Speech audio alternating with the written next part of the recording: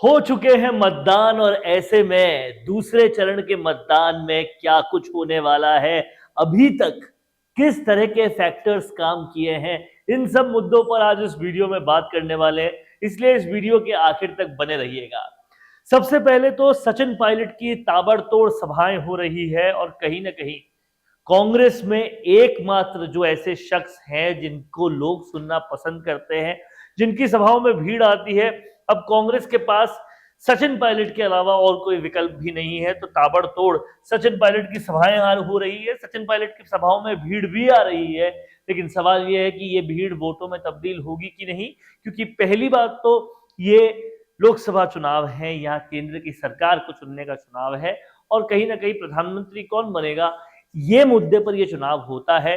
तो सचिन पायलट जिस भीड़ को ला रहे हैं वो भीड़ वोटों में तब्दील होगी कि नहीं, क्योंकि प्रधानमंत्री का जब चुनाव होता है तो कंपटीशन पीएम मोदी या राहुल गांधी में देखा जाता है। तो ये सोचकर लोग कितना वोट करेंगे कांग्रेस को, ये एक बड़ा सवाल है। दूसरा सवाल ये है कि सचिन पायलट को लोग पसंद करते हैं, सुनते हैं, दीवाने हैं, वहां आते हैं, ये बिल्कुल ठीक है। लेकिन वो लोग ये भी जानते हैं कि सचिन पायलट के साथ उन्हीं की पार्टी ने कभी तवज्जो नहीं की, तो दोबारा क्या वो ये धोखा खाएंगे, ये भी एक बड़ी बात है। लेकिन शेखावटी की बहुत चर्चा हो रही है। लोग कह रहे हैं कि क्या शेखावटी कांग्रेस को जीवन दे पाएगी, क्या 2 बार से लगातार 25 में से 25 सीट आ रही है भाजपा की लोकसभा चुनावों में, लेकिन क्या इस बार शेखावटी कुछ खेल कर सकती है। खासकर झुंझुनू की यहां बात हो रही है, लेकिन झुंझुनू हमारी टीम जाकर आई, लोगों से बात करके आई, तो वहां पर भी अंडरकरंट यही है कि ये चुनाव देश की सरकार चुनने का चुनाव है। ब्रिजेंद्र ओला बहुत बढ़िया शख्स हो सकते हैं, लेकिन वो सचिन पायलट खेमे के आदमी रहे, उनकी तब तवज्जो नहीं हुई जब सरकार कांग्रेस की थी राजस्थान में। तो अब उनको संसद में भेजकर कौन सा काम करवा लेगा अपना झुंझुनू, ये लोगों के अंदर की पीड़ा है।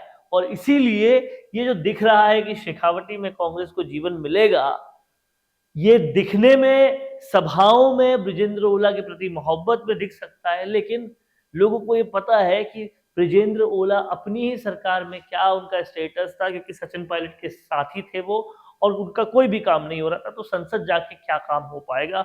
और इसी के लिए कहीं ना कहीं अंडरकरंट शुभकरण चौधरी का वहां पर देखने को मिलता है। अब देखना यह होगा कि ये अंडरकरंट जो है वो काम करता है या फिर लोग मौका देते हैं कांग्रेस को। शेखावटी में सत्ता बाजार है वो कहीं ना कहीं बहुत इंपॉर्टेंट है। और सट्टा बाजार क्या कहता है ये लोग बहुत समझना चाहते हैं। तो सट्टा बाजार जो है उसके अनुसार कांग्रेस के प्रति ललक है, लेकिन सट्टा बाजार सुनने में बेहद अच्छा लगता है, हमेशा सच नहीं होता। अब देखना यह होगा कि सट्टा बाजार सच होता है या फिर लोग केंद्र में किसकी सरकार चाहते हैं उस मंशा से किया गया वोट सही पड़ता है। वहीं बीजेपी में भजनलाल शर्मा के बाद दिया कुमारी भी डिमांड में है। अब जो दूसरे चरण का चुनाव होना है वहां पर लगातार जो प्रचार प्रसार हो रहा है उसमें भजनलाल शर्मा जी जो मुख्यमंत्री है उनके बाद दिया कुमारी की भी बहुत ज्यादा डिमांड है। अब देखना यह होगा कि इस डिमांड के हिसाब से क्या वोट बीजेपी की तरफ और ज्यादा जाते हैं। वहीं निर्दलीय रविंद्र सिंह भाटी का काफी क्रेज देखने को मिल रहा है मुस्लिम समुदाय में। बाड़मेर, जैसलमेर और बालोतरा का ये जो पूरा अंचल है, यहाँ पर जो अल्पसंख्यक समाज है उसे कांग्रेस अपना भभूति मान के चल रही थी। ये मान के चल रही थी कि कहीं ना कहीं उम्मीदराम बेनीवाल को यही वोट मिलेंगे, सारे जो भी अल्पसंख्यकों के वोट हैं। लेकिन अभी जो ट्रेंड देखने को मिला है उसके हिसाब से बहुत सारे अल्पसंख्यक वोट भी जा रहे हैं रविंद्र सिंह भाटी के खेमे में। तो ऐसे में उम्मीदवार बेनीवाल के लिए बहुत बड़ा चिंता का विषय है। पर बड़ी बात यहां पर भी वही है कि लोग प्रधानमंत्री चुनने के लिए वोट देते हैं, इसीलिए अंडरकरंट क्या कहेगा ये देखने वाली बात होगी। बीजेपी ने बताया रविंद्र सिंह भाटी को टुकड़े टुकड़े गैंग का सदस्य। देखिए ये समझने वाली बात है, रविंद्र सिंह भाटी चुनाव के वक्त लंदन गए थे।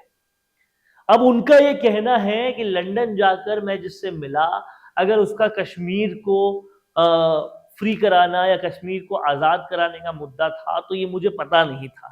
अब समझने वाली बात यह है कि चुनाव के वक्त वो गए हैं तो कुछ तो इंपॉर्टेंट होगा तब गए हैं।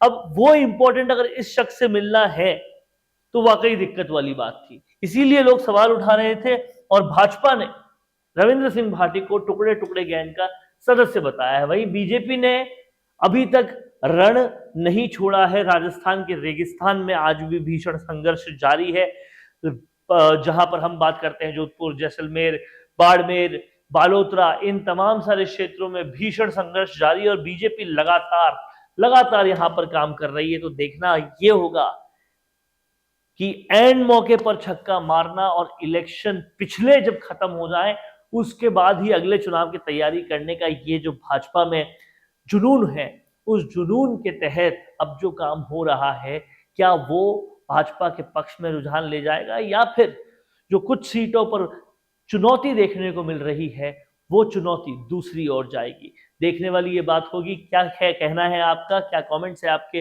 लिख डालिए कमेंट बॉक्स में। नमस्कार।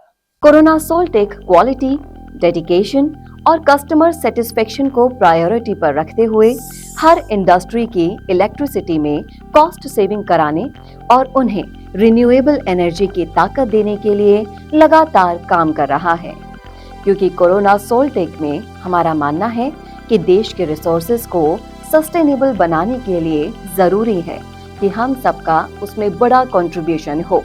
इसीलिए सोलर प्रोजेक्ट्स की टाइमली डिलीवरी करते हुए एक पार्टनर की तरह आपकी इंडस्ट्री को हम अपडेट करते हैं और हमेशा आपकी सर्विस के लिए तत्पर रहते हुए सोलर एनर्जी का पूरा पोटेंशियल आपको मिले, इसी दिशा में काम करते हैं।